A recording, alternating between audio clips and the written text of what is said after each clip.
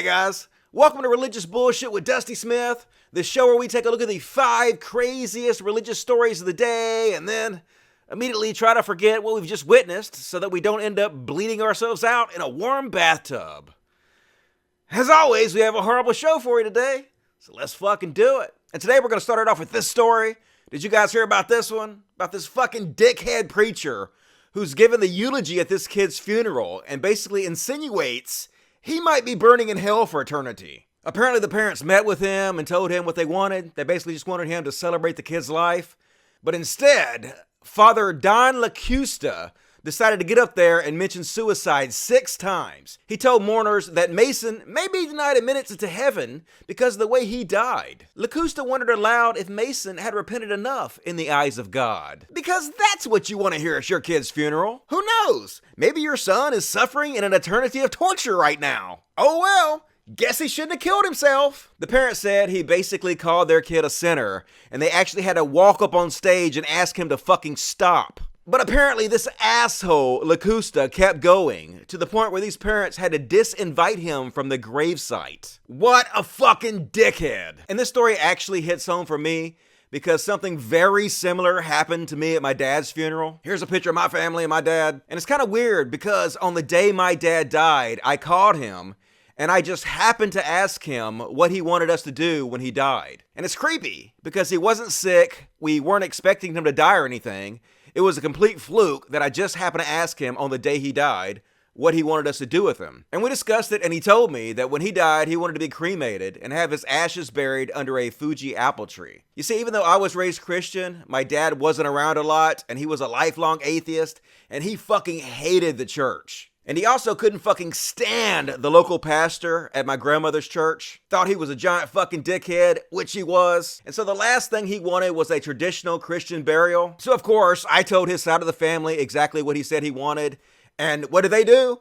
They had a traditional Christian burial for him, of course, with the same exact fucking dickhead he hated presiding over it. And during the funeral, this motherfucker starts talking shit about my fucking dad. He's like, oh, you don't have to tell me about Terry Smith. I know all about Terry Smith. I know about backsliding and not living your life for Jesus. I know all about that. And then he says, but hey, Terry came to church when he was like 6 years old and he signed the registry of the church as a member. I've seen his signature. So who knows? Maybe, just maybe, that's enough in the eyes of God. Which is basically shorthand for, your father is probably suffering and being tortured in agony right now.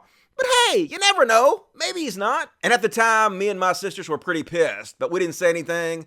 We didn't really want to make a scene, mostly because I knew that my dad really would not have wanted us to. He would have wanted to do whatever it took to make my grandmother feel better about his death, and a Christian burial is what would make her feel better. So we just let it go. But seriously, preachers, don't do this shit. I know that your whole spiel is fear-mongering, basically mental terrorism, having to scare everybody with spooky torture so they'll follow your cult. But doing this shit at funerals is the lowest of the fucking low. Save your lame-ass terroristic threats for the Sunday sermon where they belong. And next up is this video that has recently gone viral that proves just how cool church actually is. Here we go. Come on, ready?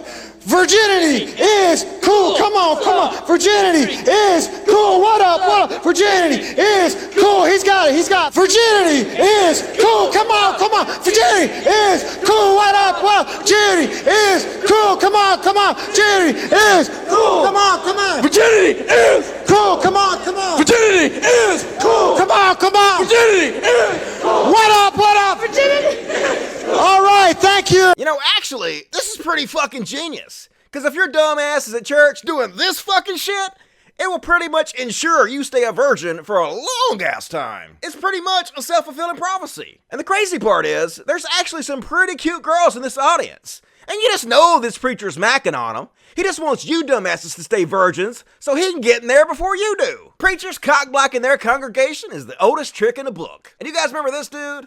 This is Pastor Ernest Angley, who is the 97-year-old lead pastor at the Grace Cathedral Church in Akron, Ohio. This is another one of those anti-gay preachers who wrote a book saying that homosexuality is basically a sin that will damn you to hell. And guess what? It turns out that he was actually true to his beliefs and faithful to his wife the entire time they were married.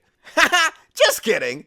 Obviously, he's gay as fuck. It always happens with these fucking dudes. The more anti-gay you are, the more you want to suck a fucking dick. Basically, this crazy old gay motherfucker was running a cult. They say that this dude was encouraging the pregnant women in his church to have abortions. Childless men were encouraged to have vasectomies. And even though Angley, who vehemently preached against homosexuality, would demand that he personally inspect the genitals of these men before and after they had their vasectomies. In fact, somebody got this hypocritical motherfucker on tape admitting he was gay.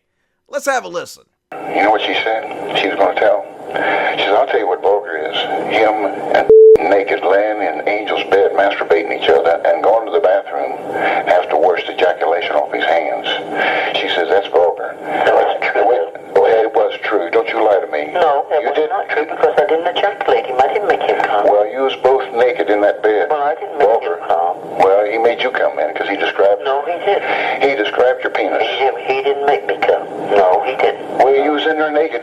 Well, I didn't say I wasn't. That's right. Who cares if we're in bed together stroking each other off? I didn't make him come and he didn't make me come, so it's not gay. That's just prison rules. I mean, seriously, how mentally ill do you have to be to join this guy's cult and let this ghoul touch you? I mean, at some point, maybe the state needs to step in and check on these people's mental health. Because if you're following this dude, your shit's fucked. And next up, you guys might remember this story from earlier this month, where this woman was in a vegetative state in a private nursing home facility and ended up giving birth. Obviously, somebody there had raped this poor woman. Well, anyway, they collected DNA from all the employees there, and it turns out it was this dude who raped her. Christian rapper Nathan Sutherland. And Mr. Sutherland has a very special message for all you kids out there. One thing, what would you say to the youth? What is a good positive message that you would say to the youth?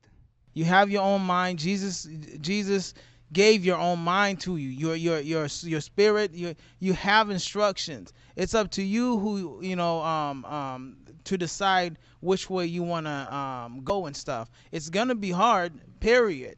But try not to make excuses for the way you're behaving.